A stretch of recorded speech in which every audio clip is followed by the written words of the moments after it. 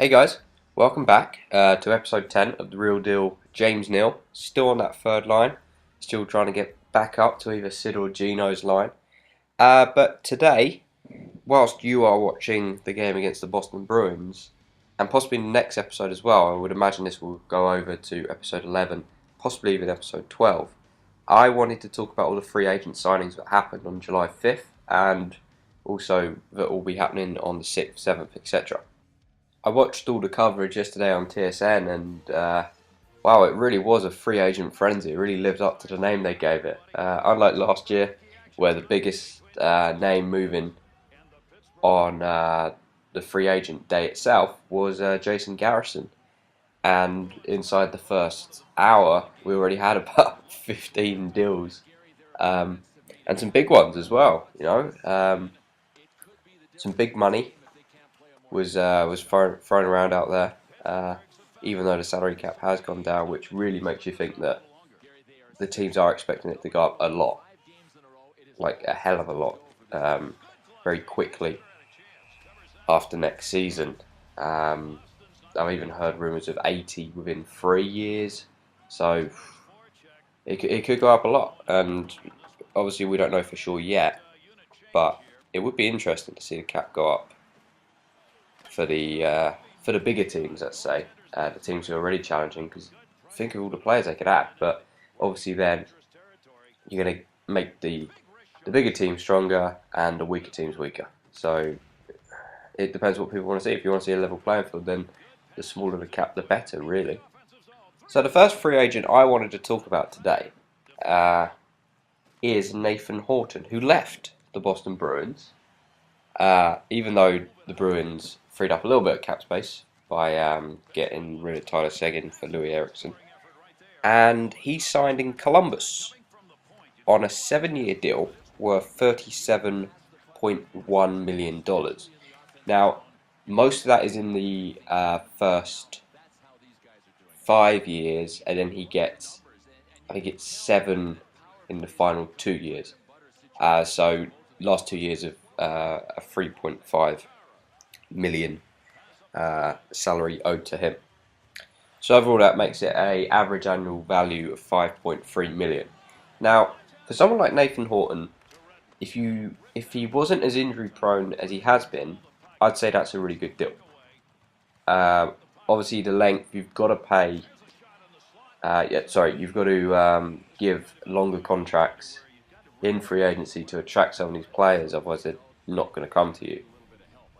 So it's really a matter of whether you think Nathan Horton can stay fit for, well, not the duration of the contract, but for most of the contract, because there's no way he's going to stay fit for 7 years. He might not even play for 7 years. Um, so really, I think this is a good deal for Columbus. I like the deal for Columbus. I actually quite like Columbus as a franchise. They got a lot of stick, the whole Rick Nash thing. But I like what they're building there, actually. I like the draft picks, the 3 first rounders they got. I like Gabrick's fit there. I like Horton there now. Obviously, Bobrovsky. How can you not like that guy? Jack Johnson on defense, good player. They got Ryan Murray coming up as well. Could be a big season for Ryan Johansson. He's someone who they really need to break out. So overall, I like the move by Columbus to get Nathan Horton. I think I think he should probably be looking at about. You'd be wanting him to get at least 60 points, really. Um, and he's a playoff performer. You know, he played very well in the playoffs this year. I believe he was a plus 20. Um, he's used to playing on that line with Krejci and Lucic. So I wonder how he adapts to the new line he'll be playing on. Could be interesting to see. But yeah, if I was Columbus, I'd be very happy with the move for Nathan Horton. And yeah, it didn't surprise me too much when he went there because there had been a lot of talk about him going to a uh, less populous area with the family. I don't think he likes the glam and the bright lights kind of franchises by the sounds of it.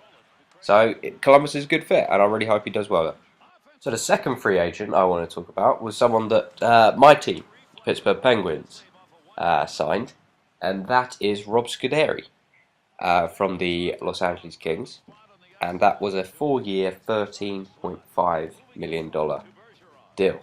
Now, for someone like Rob Scuderi, you know what you're getting. You're getting a shutdown D-man, and that's exactly what Pittsburgh have been missing, probably since Rob Scuderi left, actually. I heard a press conference with Shiro yesterday. He was saying how he never wanted him to leave, etc., etc. You know, we always hear that when a club re-signs a player, but in this case, I think it may be true. He did so well in LA, and you know what he brings to the team. Pittsburgh have so many young defensemen at the moment. That's where we're strongest on prospects wise. You know, Derek Pouliot, Ollie Mata, Scott Harrington, Brian DeMolin, etc., etc. Simon Dupre. So I think it's going to be very good for all those guys to see someone like Rob Scuderi at work. You know, obviously we've got Brooks Orpik already, who's a shutdown guy. I don't know what the pairings will be. I would imagine that Scuderi may be paired with Letang to start with, Orpik with Martin, and then Niskanen with the 6th D-man. But it also creates a bit of an issue next year, because it probably means that one of Niskanen or Orpik won't be coming back, because we are pretty tight against the cap. So it'll be a bit of a shame to lose Brooks Orpik. He's such a leader in the dressing room, but he may be on the way out. I'm not too keen on the length of the deal for Scuderi, but again, as I said with the Horton one, you have to give the years to spread out the money, and 3 years would have been 3 years at. I would have preferred 3 years at 3.5, to be honest. But overall, for Scuderi, I like it. I think exactly what we needed. He's a good skater in his own zone as well, so I think it's going to work out perfectly for Pittsburgh, really, with Rob Scuderi. And maybe he might help Letang out defensively, which would help, because I don't particularly like the fact we're paying someone $7.25 million to basically be a forward on defense. So yeah, Rob Scuderi, if you want to help Chris Letang out, please do. Teach him positioning, teach him when to play certain passes, and just make him better defensively, basically. Okay, good one, Rob. Sort it out for us. Okay, so let's move on to possibly the most overpaid in terms of the big name free agent signings in David Clarkson. Now, David Clarkson has received a contract length of 7 years, just shy of $37 million total, which works out at a cap hit of 5.25 mil a year for the length of the contract.